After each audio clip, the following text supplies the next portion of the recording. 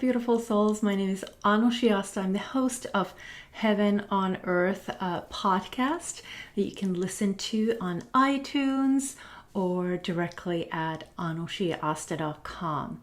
In today's episode, this is a video episode as well. There's an audio version on iTunes, but I wanted to share this interview as a video as well, so you can really get into our magical moment together. So my guest today is my very dear friend, Stewart Pearce, the author of Angels of Atlantis, Oracle Cards, The Alchemy of Voice, and The Heart's Note.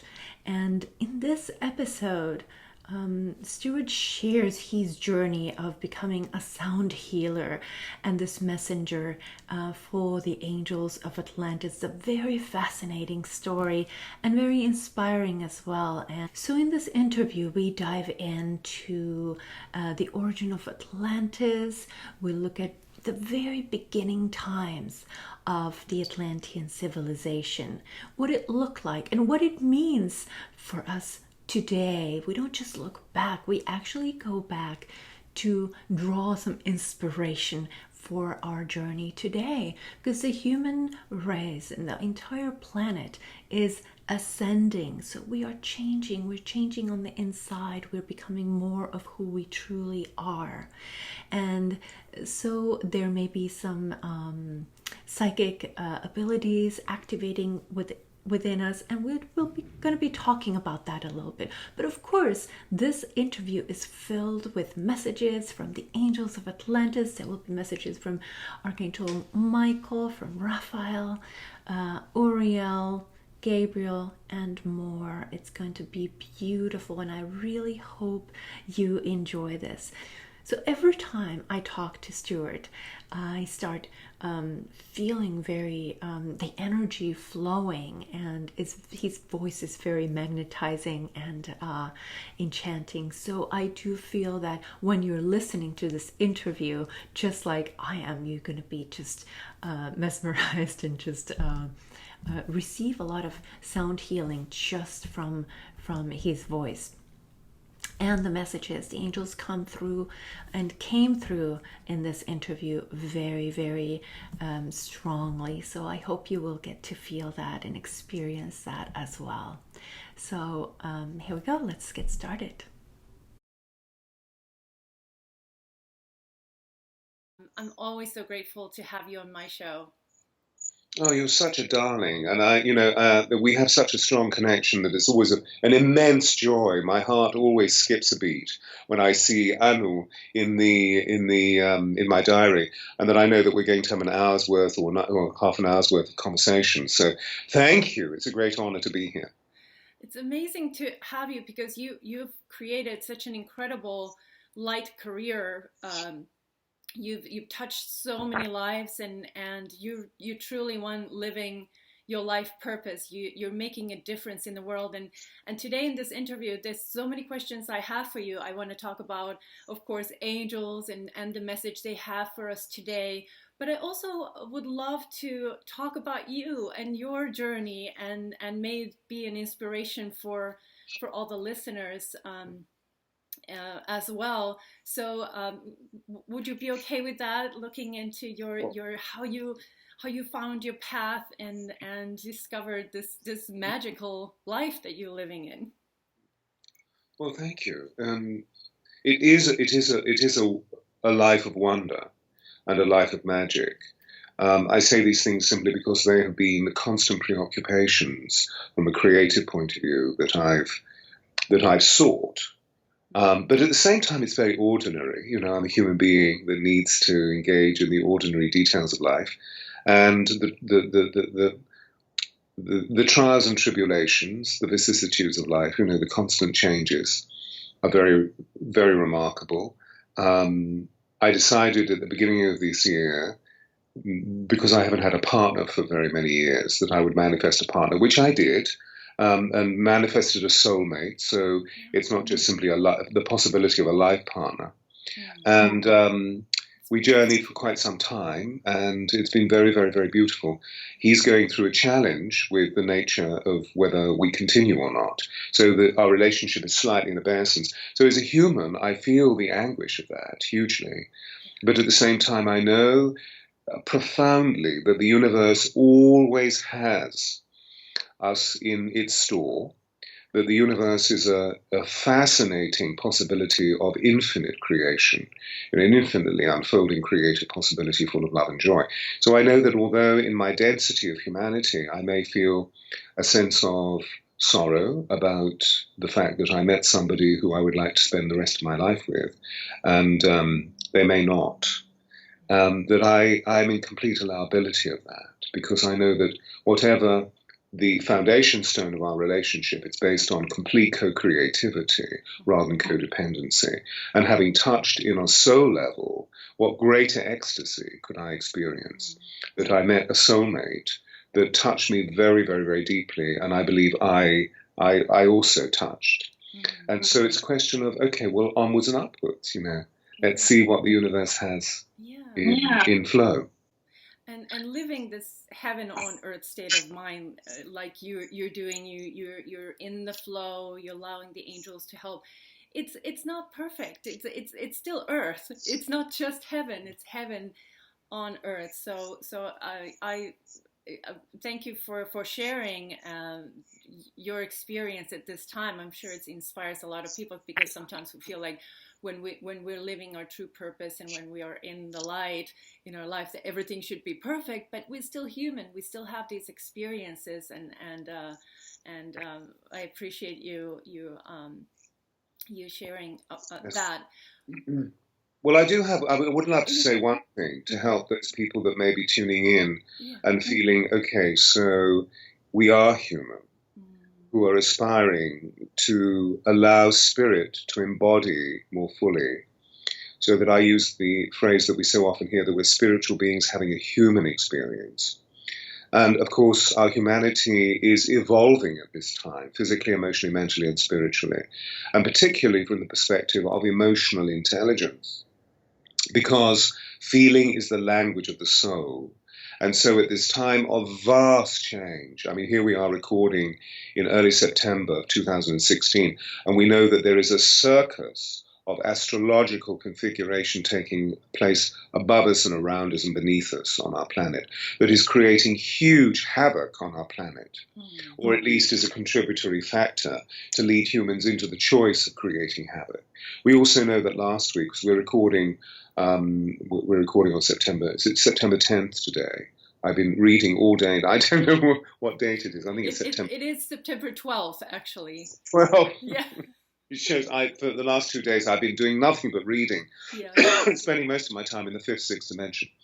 Well, there's a human error. That shows fallibility. But we know that last week a meteor was passing by our planet, and passing actually between the distance between planet Earth and Moon, a vast meteor that had huge effects electromagnetically on the satellites of our planet. So many of the major satellites were experiencing major malfunction, and therefore cellular phones, or indeed Wi-Fi communication, was affected all around the planet. And so one of the things that I just wanted to drop in as we go through this time of remarkable change is that what I've discovered about my own being is that wherever I'm moved into the tidal flow of the currency of our emotion, where we often give our power away to discover how unique we are, and how within the holy instant of healing there is magic and miracle that pours out, and suddenly within a flash all of our life changes from sorrow into joy, from woe into joy, or indeed from, using the title of the workshop that I did here in Connecticut over the weekend, from grim to grace, from tears to triumph. What I discovered is that as I've gone through these processes, my practice, a practice of 40 years of meditating once a day, often twice, in the morning and the evening, particularly during stressful periods or periods of immense growth, my practice has really served me. Meaning that as a result of the stress or the anguish, one's emotional center is sorely affected. But what I've discovered is that by allowing the flow of emotion to move through, that the tears come and wash one with grace, so that automatically one moves into, in a much swifter, a more collected sense of harmony, where one's still aware of the crisis that one's faced, but on a purely energetic, bioenergetic process, and therefore on an etheric level, it's actually, it doesn't last as long, and one isn't gripped with that grimace of pain for so long. So really what I'm doing is saying meditation works. Yes. It is more and more important as we're moving forward in this incredible time of changes on this planet. And but Stewart, let's look at your story a little bit, going back to the 80s, to this wonderful day in Glastonbury in 1987. Tell us about that, your encounter with the Angels of Atlantis. Well, one of the vast changing points of my life. I mean, it was a day of extraordinary portent. I was in Glastonbury, which is a small town in Somersetshire in the United Kingdom, which happens to be, the town itself is clustered around this very high hill, which is known as the Tor, T-O-R, which is an ancient Celtic word for sacred hill, which is known as Glastonbury Tor. And of course, we also know it as being the heart chakra of the world. So it's a meeting point, a vortex, a vortices of a series of very, very powerful energies, particularly two vast ley lines that come from Giza, known as the Michael-Mary ley lines. And so it's, it has legend and it has fable and unique story associated with it, particularly in relation to Merlin and King Arthur and the Knights of the Round Tables, and much more, because holy people have visited Glastonbury over the years. So it rings with a certain extraordinary frequency, A, because of its natural beauty, B, because of the fire lines that course through it and other associated astrological configuration, but also to do with the legends and the people that have been associated with it. So I've been drawn there for many years. However, a friend had just opened during the weekend of August 15, 16, 1987, had opened a crystal store there and asked me if I would be present to read for people.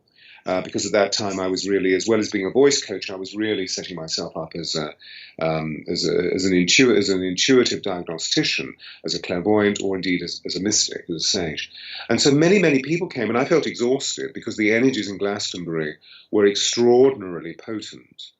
And so decided that I would walk the Tor during my lunch break and sit and meditate, which I did with thousands of other people, because many people globally knew the event was extraordinarily significant, this harmonic convergence of August 1987.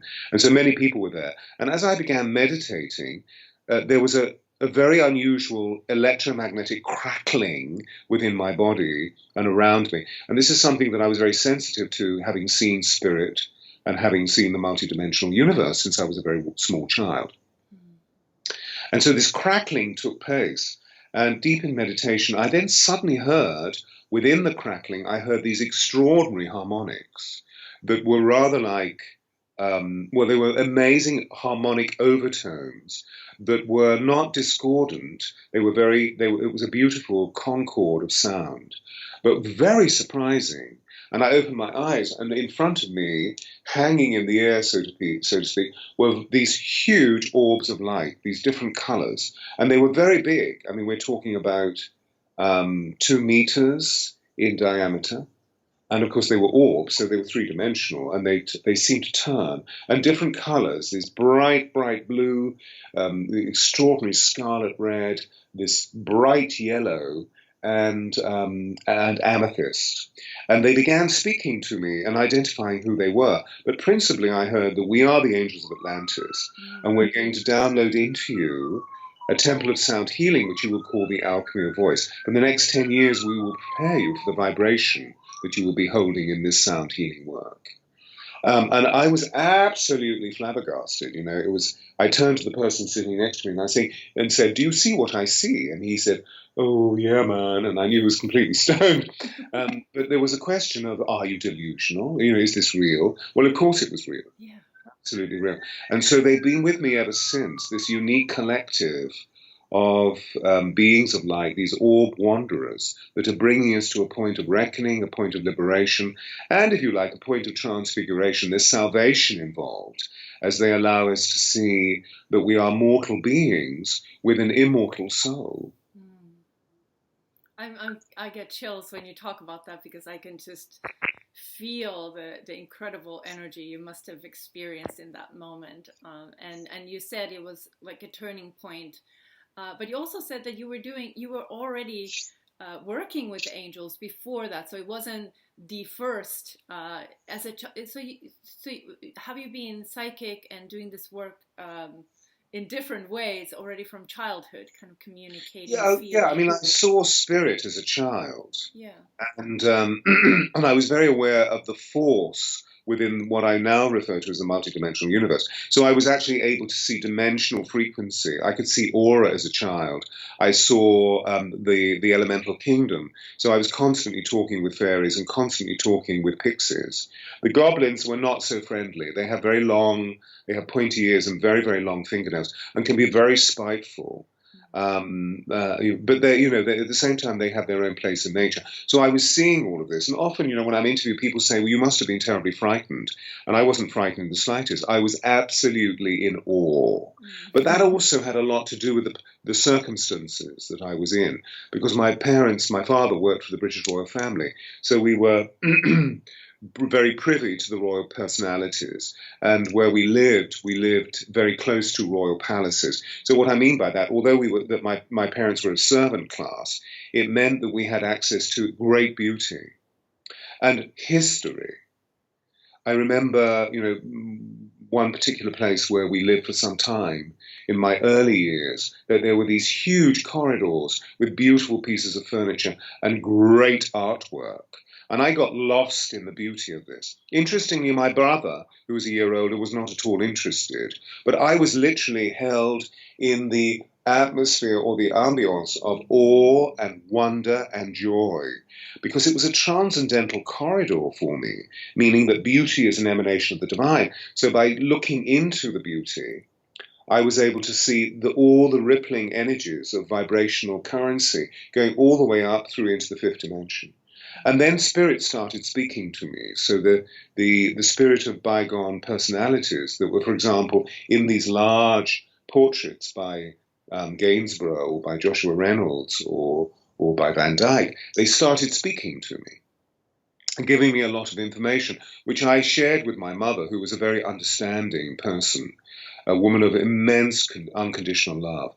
And very protective of me, because I didn't speak for the first 6 years. I was in total wonder. It was too much. I couldn't speak. And then I started speaking and never really stopped. and I had huge problems with basic educational tasks. I found it very difficult to read. I didn't really read before the age of 14. And numerically very dyslexic. Now we know that I'm synesthetic. In other words, what I was doing is crossing over my senses. So what I see sound. I don't just hear it, I see it. And so I was so saturated and bewildered and flabbergasted by this as a child that when I looked at the printed word, the word looked like it was a jagged black and white line, sort of moving up and down like this. So I was obviously perceiving frequency, and my brain was working, and my corpus callosum was working in a completely different way. I started to read through singing, because I was always singing. I was always chirruping around the house as a kid. And my mother said, I think it would be a really good idea to put Stewart into a church choir, which I was. And then, of course, there I was as a chorister with a book in front of me. And I was, of course, the book had the musical notation in, but because we were singing hymns or anthems or prayers, the word was printed underneath the note. So I began to read through the flow of the notation in accordance with my breath. So I began to read through the flow of the universe. So early on, you started preparing for your life purpose work, which is being a sound healer. Basically, you do so many things with this energy. It's infinite possibilities how you can express the gifts that you have. But sound healing is one great thing that you're doing, and you've written books about sound healing and coached so many amazing people as well. So when in Glastonbury in '87, you had this encounter with the Angels of Atlantis, and they started preparing you for the next 10 years. Did you feel, were you challenged at any time, like, hey, I'm not worthy of this, or I don't know if I can do this, if I can? Did you have any of that, or did you just all the time feel like, yes, this is what I'm supposed to do, and this is what I'm gonna do, and being confident in that? I'm so enraptured by the awe. Yeah. I believe I questioned why me, but to be honest, the awe was so transcendent. And at that time, I was really working on myself. By that, I mean going into Jungian therapy and healing childhood insecurity, because I was born in the immediate post-war years. And the way, if a child could not learn, the way that the child was encouraged into learning at that time was by being beaten. And so there were great insecurities that I had, trying to find the measure of my own sensitivity in relation to the rather brutal nature of what was going on around you, where there seemed to be very little love and there seemed to be a great deal of harsh punishment and so forth, simply because I found it very difficult to learn. So I became very isolated and really slightly disassociated from my peers. In other words, what that really means is that I started sharing what I saw, and to my horror, I realized that very few people saw what I was seeing.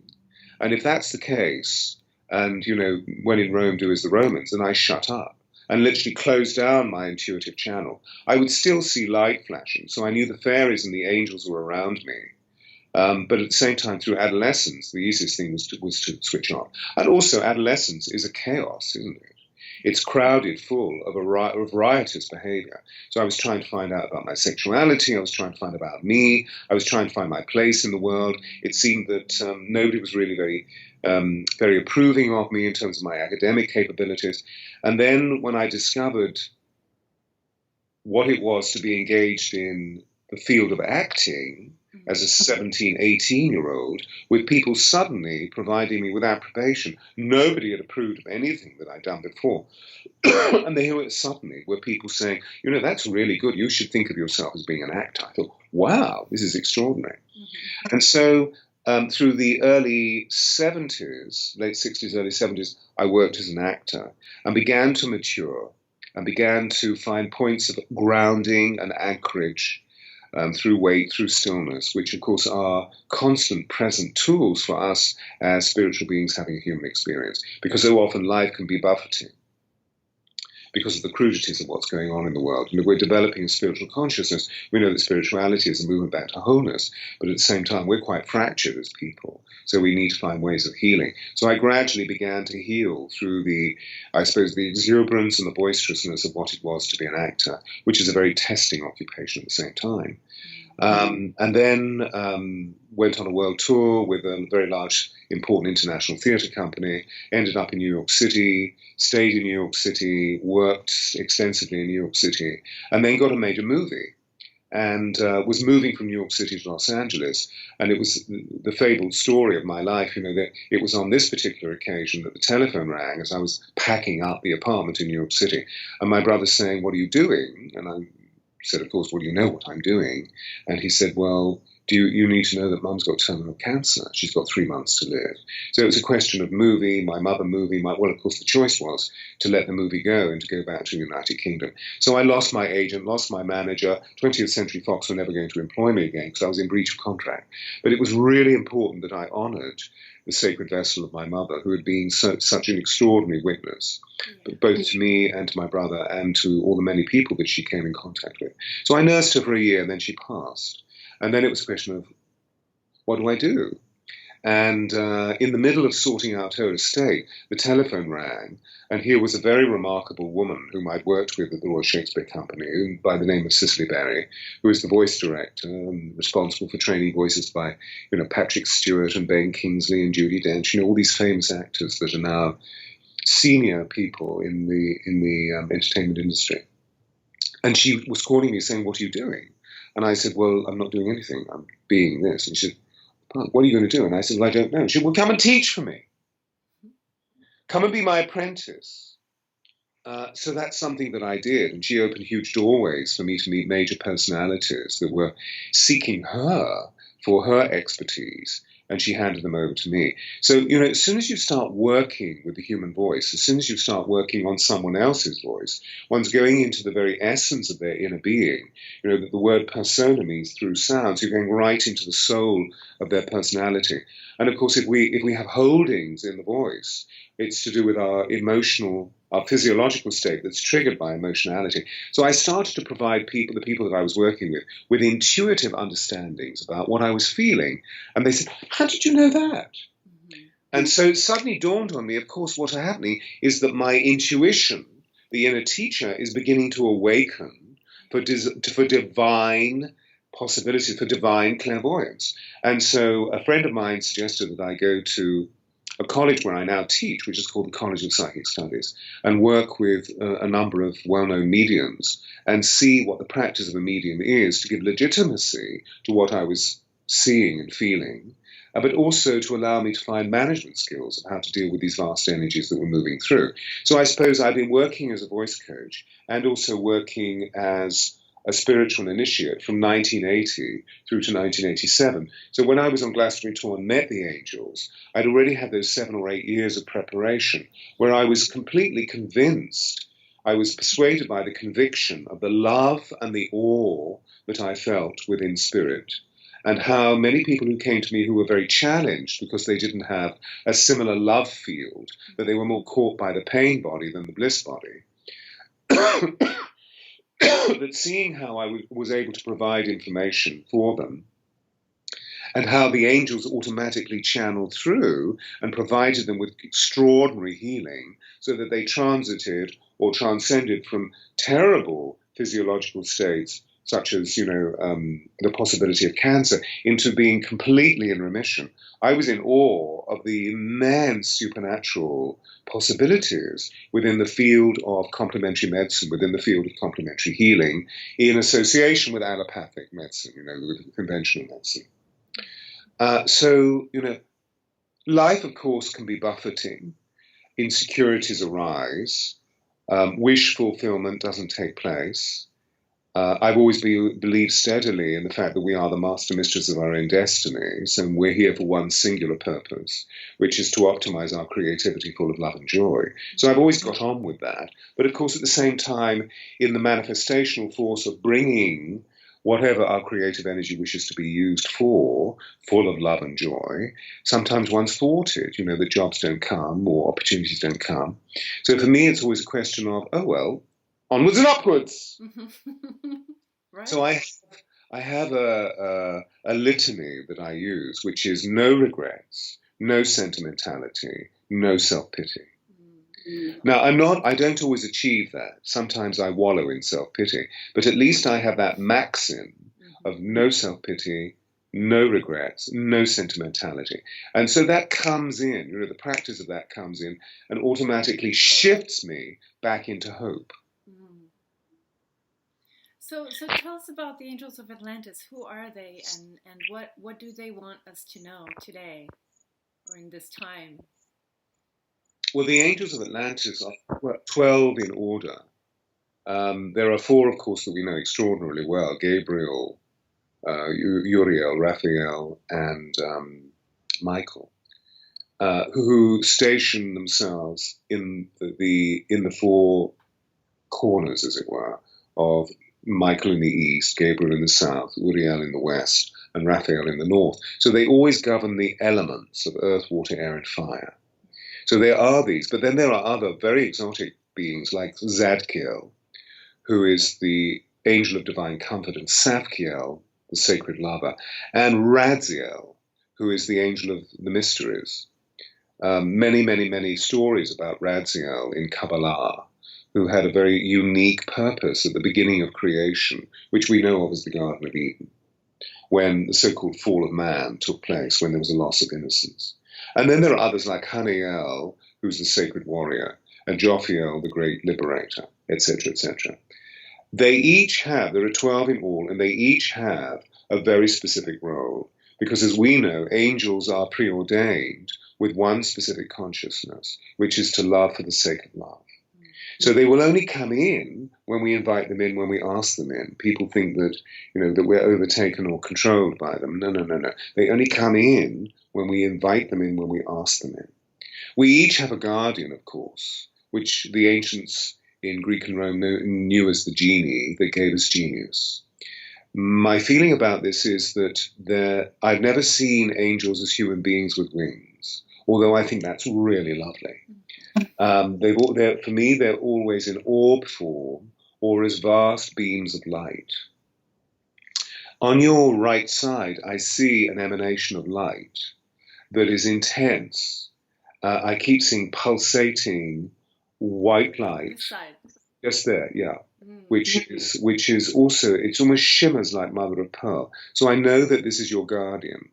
Our guardians come in during the moment of inception. They're no-named. Of course, angels do not have gender, but they're vast presences that are sent and will remain with us from the moment of our inception to the moment of our last breath, and then will carry us off into the field of light, if we allow them to. These 12 are a summit conference. They come at this time because of the vast wave of angelology, because angels, of course, are here to help us with these vast changes. There are so many. There are thousands and thousands of angels. And so the 12 Angels of Atlantis come to make it easier for us to find very specific reference points within their archetypal consciousness. So there's the warrior, there's the teacher, there's the leader, there's the guide, there's the lover, there's the comforter, there's the healer, etc., etc., etc. They're very ancient. In Kabbalah, they're known as the Malakim, who hover over the 12 remarkable Melchizedek. The Melchizedek are the priest kings or queens, and they are beings such as Mary, they are beings such as Buddha, Kuan Yin, Saint Germain, Kathumi, Serapis Bey, etc. There are 12 who are the White Brother, the Great White Brotherhood, or indeed the Intergalactic Council. They've been with our cosmic experiment project of planet Gaia for thousands and thousands and thousands of years. They recognize that this is a time of unprecedented change, where the planet as a vessel, meaning within its biology, its biochemistry, is also awakened, just as we are awakened. So the soul of the planet and our soul are lifting onto a very, very high vibration for the intention of moving from 3-dimension into the 4th, into the 5th dimension. So the whole of the planet is ascending in a very unique way. That's one of the reasons, I believe, why we're seeing such strife around the planet, because there is intense karma that needs to be burned off. And one of the considerations that we're seeing very specifically, particularly in the Middle East, is the nature of the tribal consciousness of our planet being dispersed, so that we can really begin to touch into the power of our own sovereignty and see ourselves as the master mistresses of our own destiny. So with all these challenges and struggle and the war that's happening in the Middle East and in this world, do you feel that, or what do the Angels of Atlantis say the direction? I feel personally, I'm very optimistic. I feel that we are moving constantly to the right direction, although sometimes it feels like it's not happening because we see another devastation, another and another. But I feel that we're something extraordinary is about to happen. It feels like it's so close. Something, I don't know what it is. Is it a cure for cancer, or is it freedom in people's hearts? But something, what do you, what do you Well, I concur with you. I join with you on a unified vibrational frequency of the fact that we are evolving in an unprecedented way, because the evolution is taking place in the sense that we are equipped with, but also generating vast amounts of light that is also contributing with our lives from the Galactic Council, from the cosmos. We know that there are some very unique things happening within the 12, the 11 other planets within our galaxy, within our universe. So we look about ourselves, and it can sometimes be pretty appalling what's going on. Except I believe that the screen of consciousness that we're looking at, it's not happening to us, it's responding to us. And so we're taking responsibility for the co-creative action of, if I see something execrable happening on a street in front of me, or if I look into my computer screen and I see something horrific and lamentable taking place in Aleppo or in the Gaza Strip, which in two places that must represent hell on earth because of man's inhumanity to man. I believe that what we're being asked, we light workers, is to be discernibly honest with what we're seeing, but not judge, and to hold all, both the victims and the perpetrators of violence, in the greatest of light. Be the change you want to see. So hating, loathing, excoriating, and desecrating is really not the role of the enlightened one, is really not the role of the light worker. Of course, we all become angry, but we need to fuel our anger into our zeal to be the change we want to see. So the first thing that I do is I don't despair, although, honestly, a couple of months ago or so, I was in the Gaza Strip doing some work and saw the horror of what has taken place there over the last 25 years. So in other words, I was visited by disincarnate spirit who are in turmoil.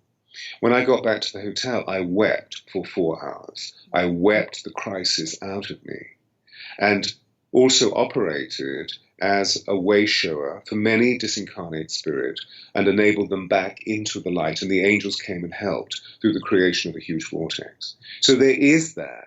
But at the same time, I believe that we're being given a remarkable opportunity to open up a miraculous, transcendent consciousness. If we ask the angels, they will transport us from grim into grace, from scarcity into abundance, from terminal woe into highly elevated joy. They will take us there. And the point is that our planet is transcending into fifth dimensional status. So the communication that the angels provide, as we know, many people are passing at this time. So if they pass and they still have compound karma that they have not resolved or begun to move into transactional analysis about, that those beings will not come back to this planet. Another planet in another galaxy that looks just like this is being prepared for three-dimensionality. So they will reappear there so that they continue to sort out their karma, both individually and collectively, because it's intended for this planet to become fifth-dimensional. Yeah. So I think this is a great opportunity. It's amazing, isn't it? I mean, it's amazing, and it is really, and I feel the change every day, and I see it in people. I see that it's really happening, and the exiting as well, souls leaving, choosing to be born somewhere else. But I wanted to talk about Atlantis, because this all ties into Atlantis so beautifully.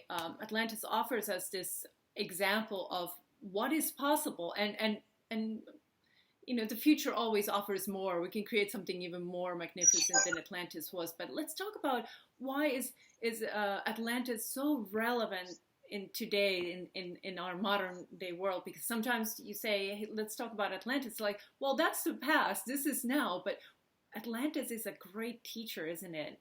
What can you share some of your knowledge? Yes. Well, as we know, when we look back at the history of planet Earth, civilizations rise and fall. Yeah. And so Atlantis rose and fell, just as our civilization will rise and fall. What's interesting is that this is what growth and evolution is all about, that we're living at an infinitely unfolding creative possibility. And so change is the only constant. There is no such thing as permanency. However, as we reflect on the civilization of Atlantis, I want to put a precursor on what I'm saying, because whatever I say is channeled information, because most of the information about Atlantis was housed in the great library of Alexander in Alexandria, and unfortunately in AD 63 that was burned down, so we lost all the records. We have other records that are housed within the Sphinx, and also within a special chamber within the Valley of the Kings in Egypt. But all of these records are held on light frequency and on sound frequency. So they are beginning to speak to people like myself, people like you, because of our sensitivity in moving through the great temples of Egypt or the great temples of Mesoamerica, for example. So they offer the promise of understanding that Atlantis as a project, as a civilization, lasting from approximately 250,000 BC to approximately 15,000 BC. That Atlantis was a very rare opportunity within the cosmic experiment of our planet for beings who came from other dimensions, from other planetary orders, who came to planet Earth and were automatically acquired a 12 helix DNA and a 12 chakra system. The idea being that this was the first opportunity where spirit could enter into flesh in human form. And we acquired a very unique physiological and biochemical status on this planet. For a start, the planet is a paradise from a biochemical point of view. And these beings that I'm talking about, who lived in 12 communities, overshadowed by the 12 angels of Atlantis.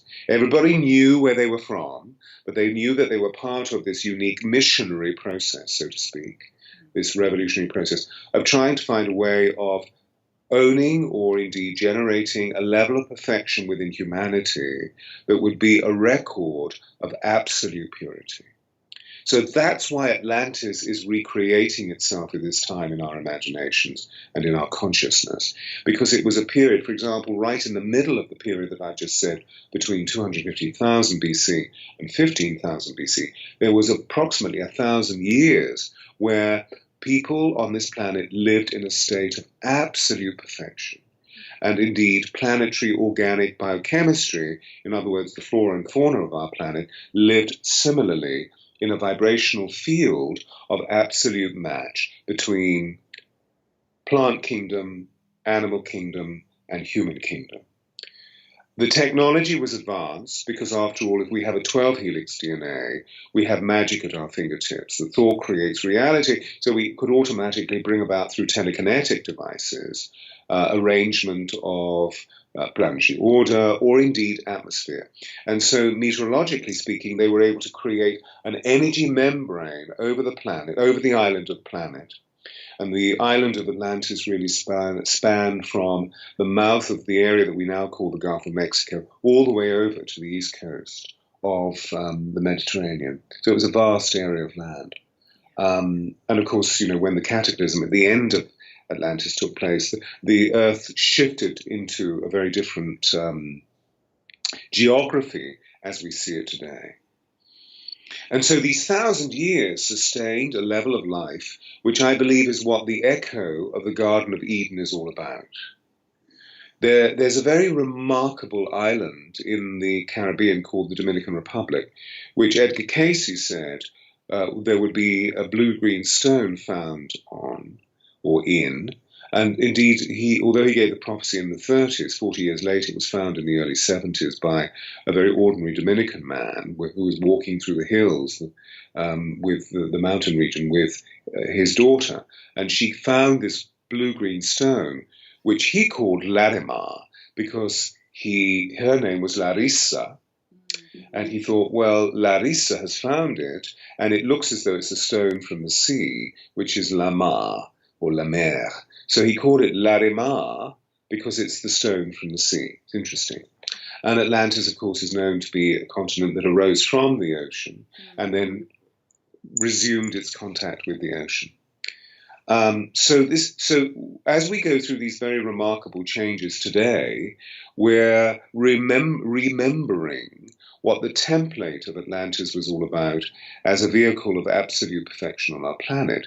So we're using it as an echolocator so that we can move forward, or at least the angels are using it as an echo, so that we can move forward in developing beyond a double helix DNA into a triple helix DNA, into a quadruple, etc., etc. So we have a 12 helix DNA, and therefore become more mature, better people, where our lifespan can extend itself very considerably because of the immense ecstatic joy that we're having in relation to the multidimensional creativity of our species in co-creation with all the other species on our planet. This is a very unique planetary order, planet Earth. Yeah. And I have to ask a kind of it's not a random question, but it's a little bit maybe a personal question in a way. I've had several, like for the past few years, I've had a lot of dreams where I'm practicing flying, and I've seen flying dreams ever since I was little. But the past few years, it's been systematic. I've been training. They've been really lucid. I've been learning how to shoot up, how to go this way, how to make sharp turns, how to all that. And just last night, for the first time, I was like learning to hover. I don't know why hovering is more difficult than flying everywhere, but I guess it's. But that's. And also, this summer I went to a past life. I had a past life regression again to Atlantis. I do that a lot, going back to get some information and wisdom. And I was flying there as well, very easily, and it felt very normal. It felt very comfortable. It felt like I could feel what it feels like in my body, within my cells, when I know how to fly. And then when I come back from, whether it's these hypnosis sessions or my regular nightly dreams, it feels like, well, we should be able to fly today too. Why can't it? Feels almost strange not to be able to fly. What do you think about that? Is that a part of our evolution to learn how to fly? What? Oh yes, absolutely, and I believe that that within sleep state we're flying all the time. Yeah. So I believe that it's the meaning of this is twofold in my interpretation, in my perception. The first is that our souls, from an astral point of view, free themselves from our bodies. They're corded to our bodies during sleep state, but they free themselves to journey often extraordinary distances. Within a field of no weight, no space, no time, it is true, but they visit to acquire further information about the nature of the evolution of the cosmos.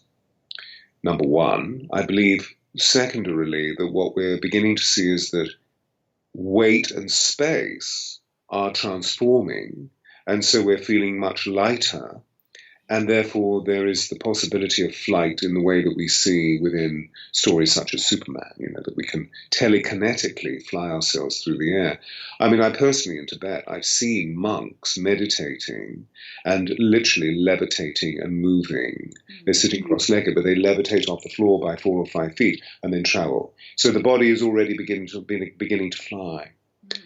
So there are many manifestations thus. And I have many flying dreams, which I love. I love them too. They feel it feels so free in the soul to fly, yeah. And feel so light and so light and so light, so radiantly light. That's what it feels like. So. It's beautiful. And yet I also know that in humanity, in my humanness, that I'm vertigo. I experience vertigo. I'm vertiginous. So being in great heights is always slightly disturbing. But what I've begun to do is to distort my consciousness by wrinkling time, and suddenly it ceases to be disturbing. So evidently the pulsation of light through my own consciousness, as I look at, for example, a ravine, or I'm in a high mountain and I'm looking out, or I'm in a very, very, the interior of an old building that is a vast building. I'm just thinking of St. Paul's Cathedral, for example, in the City of London, where you can climb stairs, 365 stairs, up to an area in the dome and walk around what's called the Whispering Gallery. Well, if I lean over and look down or look out, I feel imbalanced. But I know that's to do with the fact that if I stand and I wrinkle time, the time ceases and I begin to float. I begin to levitate. And the pitch of the potential drop ceases to be fearful. So for me, my understanding is that I'm not just dealing with a weight mirage to do with the geometry and the geography of planet Earth, that I'm actually distorting dimensions, and that brings up the imbalance, which leads towards the fear. So yeah, I mean, the Atlanteans were telekinetic and would bilocate or trilocate very, very, very easily, which is an indication, I believe, of the fact that we're living through parallel dimensions, and that there are a number of Anus who are living in different dimensions, just there are a number of Stewarts living in different dimensions that are all contributing to one another. Just as, for example, we know that within our bodies, we have over 100 trillion cells, which is more than all the stars in the Milky Way galaxy. And each one knows exactly what each other one is doing in any given nanosecond. Now, if we use that as a paradigm for our species, of course, if we sit in the cluster of soul, we can begin to feel what every other human being is doing on the planet. So why would we participate or co-create in untold hardship and violence? It just seems to me to be anathema and absurd. So whatever's going on without is also going on within. So, yeah, I mean, we have hidden potential, there is no doubt. So what would you say to all the listeners? Would there be some kind of an action step or something we can actually do to speed up this evolution, or to be in the flow and to just be the best we can be in this moment, and just allowing the spiritual growth to happen? Well, what's interesting when we become spiritual initiates is that, when the student is ready, the masters come. Now, whether that's printed literature or today stunning YouTube videos, or literally a human being stepping forward, or a book, that we are always awakened. And so I feel that the acknowledgement and the allowability of the magic and the miracle of the way that the universe suddenly speaks to us in this form is one of the first great levels of ascent. I feel that the second one is how present can we be with the allowability of our lives, and that as we look into crisis, they equal opportunity, because it seems that, we're living at a critical time where the shit's hitting the fan. And then to call upon one's angels. So detach, feel stillness, observe, and call upon the angels. They will always come in to help us. If we can do this with a level of consistency, then we truly become very transparent. And as a result of that, fear becomes a thing of the past. Lack of self-worth becomes a thing of the past. So that we begin to transcend onto a much higher level and feel that if feeling is the language of the soul, how can we become emotionally more intelligent? I would actually suggest that all of the work that the angels give me is purely presenting people with alternatives to allow them to move into emotional intelligence. Because most people don't know what they're feeling. They just know they're feeling like shit. They don't know what the shit is. So what I do is to open up all sorts of strategies and programs to allow people to understand how they can really live with the process and transcend it or transmute it. Does that answer your question? Yes, it's beautiful, and calling upon angels. It's simple. We don't need anything special, they can hear us anytime. Absolutely. And then we can reach out. I mean, I notice on your left shoulder there's the first oracle of the Angels of Atlantis, which I have in front of me here. Yes. We can reach out either via app, if we really need, and just click on an app, and one of the angels immediately comes in. They come in visual form, but at the same time, for us, we know that that's merely an outer manifestation of an inner reality, that they literally come whizzing into our consciousness to help. And, here I have the oracle in front of me, so I thought, well, maybe it would be interesting just to shuffle in your presence, and then to choose a card which is dedicated to this evening, which means that one of the angels will reveal themselves to us. And so let's just see, which angel is it? Well, here we are. This is exactly what we're talking about.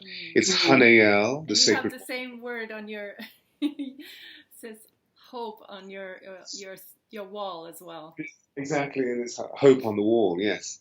And so isn't that extraordinary as a possibility to celebrate the uniqueness of what we're talking about? Because you and I have always held hope as one of the warmest ingredients of heart counsel from the very early stages of our lives, because life has not always been easy, but hope has always been there to draw us into the light. It's rather like, I spent a lot of time in Egypt, as you know, and so many of my Egyptian friends, they have a way of being able to open their hearts and pour forth their stories, which are often quite harrowing because they've lived through a revolutionary period. And then they always get to, inshallah, inshallah, inshallah, God willing, God willing. Hope is in everything. Wow, that was a beautiful message. It was definitely spot on for today. I have a last question about heaven on earth. What is your vision of heaven on earth? Well, there are certain maxims that the angels give us. One is that we are from the source, and the source is an infinitely unfolding creative possibility full of love and joy. And then we come here to bring heaven to earth, to bring spirit into matter. In the beginning was the word or the sound, and the sound was made flesh and dwelt among us full of grace and truth. So we're given this very unique opportunity to literally draw, almost as though we're moving through a descension process, not an ascension process, where we're drawing the force deep into the cellular council of our beings. And then we look at the world and we say, why am I here? Well, I believe we're here for one simple reason, which is to optimize our creativity full of love and joy. So that when we're living our lives with sustainable love and joy and all the other determining features that generate out of love and joy, that's when we give birth to heaven on earth. Beautiful. Is there anything you'd like to share after this, or how can people reach you? I know you have a website. Where would you like to guide people to learn more about your work? Well, I'm in the point of transition, actually, and I'm bringing so much of the work of the alchemyofvoice.com into stewartpearce.com. And so very, very soon, the Alchemy of Voice and the Angels of Atlantis.com will be combined under one website. But, there'll always be a determining lead if people go to the www.thealchemyofvoice.com or www.theangelsofatlantis.com. There will always be, those websites will always be there, even if they're closed, to bring all the action into Stewart Pearce. And there are many products, of course. There are the books that I've written and the oracles that I've created, and award-winning CDs that can be, or rather MP3s that can download. Immunity. Well, I love your CDs. I just listen to them very often, especially the angelic is absolutely divine. It just, I play it and the entire room and my cells are vibrating at a higher level. So it's pure magic. Beautiful, beautiful. Well, yeah, I agree with you. Whenever I'm reading, I play it all the time, very softly in the background. And people often come in a very stressful state. And within a period of 4 or 5 minutes, just listening to this angelic healing, literally the 12 angels of Atlantis pour through it. Everybody becomes soothed. Everybody comments, what is that sound? It's so beautiful. So yes, the divine Om is one of the great healing tools that the vibrational council of the angels love to use. So meditation, eating well, and the angels are saying, don't eat meat, it's dead flesh, it has no light, move on to plant foods, etc. And looking after our bodies, it's very important, I believe, to work out Tai Chi, yoga, once a day, so that we literally get our blood flowing, rushing through our bodies. And what I've discovered with most people, that if they action their bodies in this way, they develop willpower much more intensely than those who do not engage in the physical practice. The angels are saying all the time, literally, live love. Live love. That Samael gives us new beginnings. To live love. Live love. That's a beautiful thought to leave to close this amazing interview. Thank you so much, Stewart, for being here. I'm so grateful. Every time I talk to you, I feel uplifted. I feel like my soul, heart opens and soul becomes enlightened. It's just wonderful. So thank you so much. Thank you for being so endorsing of the work. It's an absolute joy always to meet you, and many, many, many Om love blessings to all those people who listen in or indeed view in. It'd be wonderful to meet you all.